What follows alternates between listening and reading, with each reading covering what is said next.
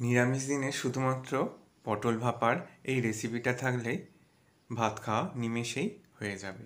আজ তোমাদের সাথে শেয়ার করব নিরামিষ পটল ভাপার রেসিপি। পটল ভাপা বানানোর জন্য আমি এখানে পটলগুলোকে খোসা ছাড়িয়ে নিয়ে এইভাবে চিড়ে নিয়েছি। তোমরা চাইলে গোটা পটলকেও ভাপা তৈরি করে নিতে পারবে। আমি এইভাবে কেটে নিয়ে পটলগুলোকে ভাপা তৈরি করে নেব। নুন হলুদ মাখিয়ে নেওয়ার পর পটলগুলোকে ভাজার জন্য দিয়ে দিচ্ছি। এরপর একটা পেস্ট তৈরি করে নেব। তার জন্য মিক্সার জারের মধ্যে অল্প একটু দিয়ে দিলাম সাদা তিল,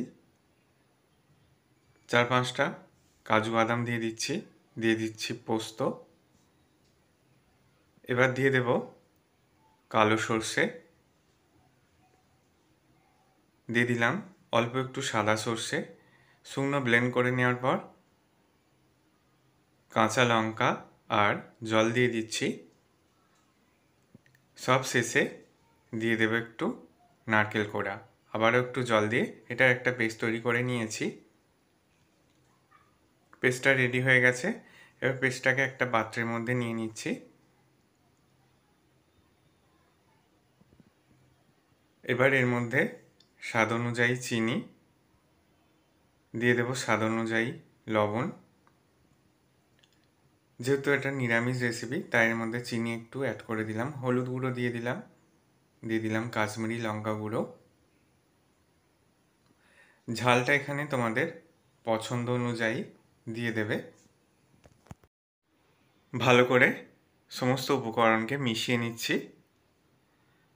এবার মেশানোর পর আমি টিফিন কৌটোর মধ্যে এটাকে নিয়ে নিয়েছি। এদিকে পটলগুলোও ভাজা হয়ে গেছে।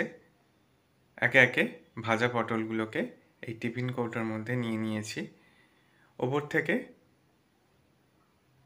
টমেটোর স্লাইস দিয়ে দিলাম, কাঁচা সরিষার তেল দিয়ে দিলাম। এবার একটা কাঁচা লঙ্কা দিয়ে টিফিন কৌটোর ঢাকাটাকে এঁটে দিচ্ছি।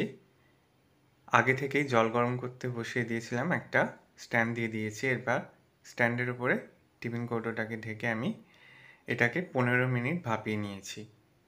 ভাপানো হয়ে গেছে, তৈরি হয়ে গেছে পটলের দুর্দান্ত স্বাদের নিরামিষ ভাপার রেসিপি বা পটল ভাপার রেসিপি, পটল ভাপা পোস্ত রেসিপি, যাই বলো না কেন। আশা করি রেসিপিটা তোমাদেরও ভালো লাগবে। ভালো লাগলে বন্ধুদের মধ্যে অনেক শেয়ার করো, লাইক কমেন্ট করতে ভুলো না। সকলে সাবধানে সুস্থ থেকো। ভিডিওটা দেখার জন্য সকলকে ধন্যবাদ।